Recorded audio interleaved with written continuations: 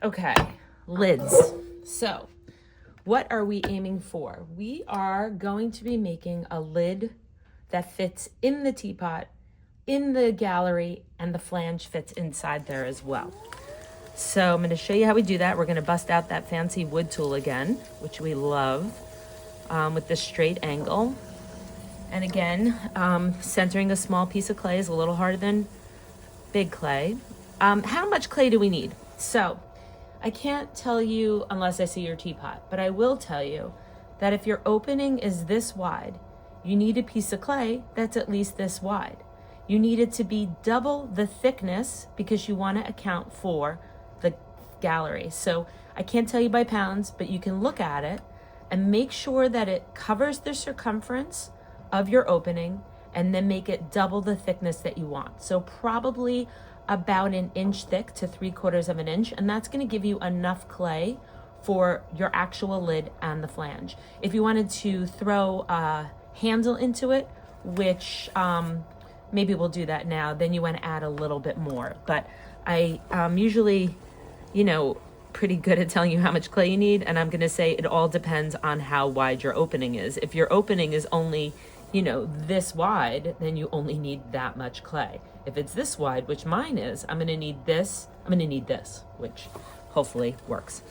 It'd be embarrassing if it didn't. And pop that little air bubble that just was there. All right, so I'm going ahead and I'm centering my clay. Now, how wide do I need this to be? Well, I even might have a little bit too much clay here, but we're going to check it out. Take out my ruler again because that's who I am.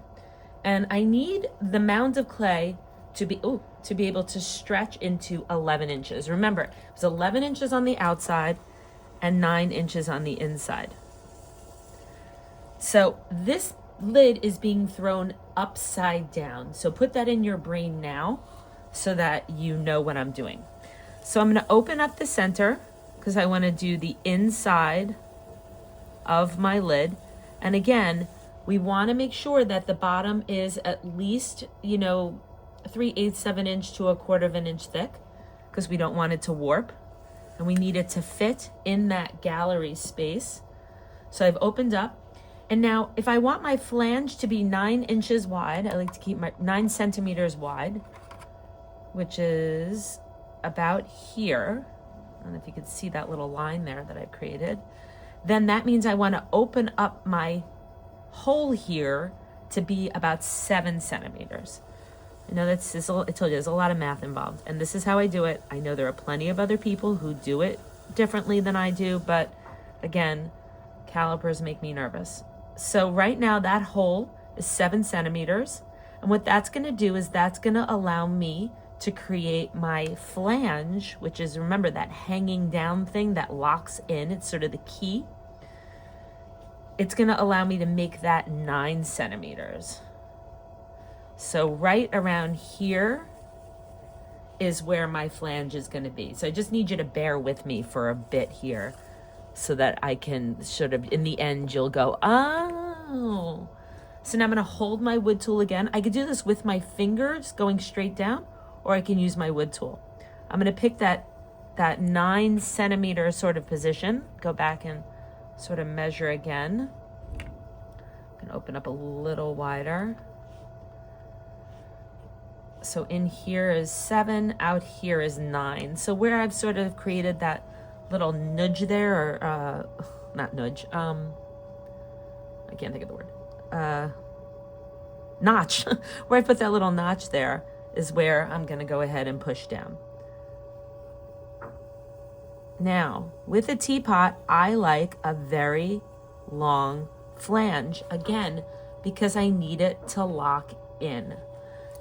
So I've made it so that my flange has enough clay for me to be able to pull it a little higher. So what I've just done is made a cylinder on this flat piece of clay. And this cylinder from here to here is 9 centimeters. Okay.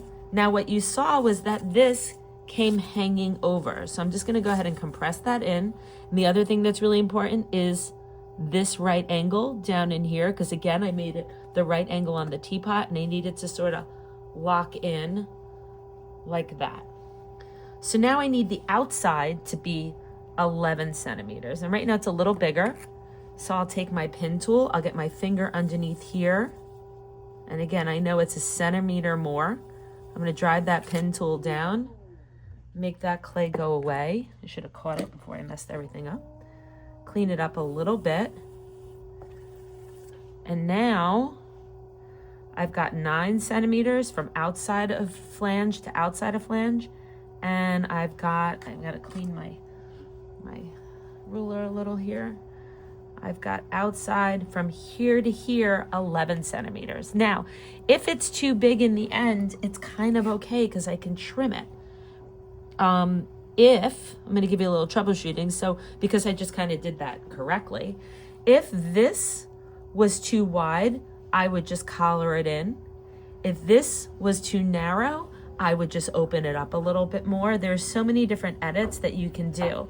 Now, what's really important is the thickness of everything. So this should be similar thickness to the walls of your pot, because when a lot of times your lid will fit before it gets fired, and then when it comes out of the kiln, it is too small. And that's usually because it's thinner clay, so it shrinks a little bit more. Now, everything that's going on down here, that's all fine, because what I'm gonna do is when it comes time to the finishing of this all, I'm gonna use my teapot as a chuck. So I'm gonna put this in the teapot and I'm gonna trim the lid, and I can round it out as well as I want to, or as round as I want to and as clean as I want to, while looking at the entire shape of the teapot. So to recap, like they do in ChatGPT, the outside of this went into,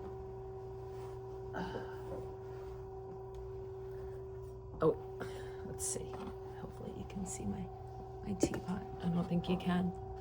Okay, you can't really. So this here, I don't know. You can't see it. All right, let's give up on it. I'm gonna leave that in there and not fix it in post. So the outside of this fit the inside hole, and the outside of this fit the outside hole. And this will lock right inside those little walls that I created, and this will be deep enough so if I pour my teapot, it won't fall out. So stay tuned for the whole trimming assembly part of this all.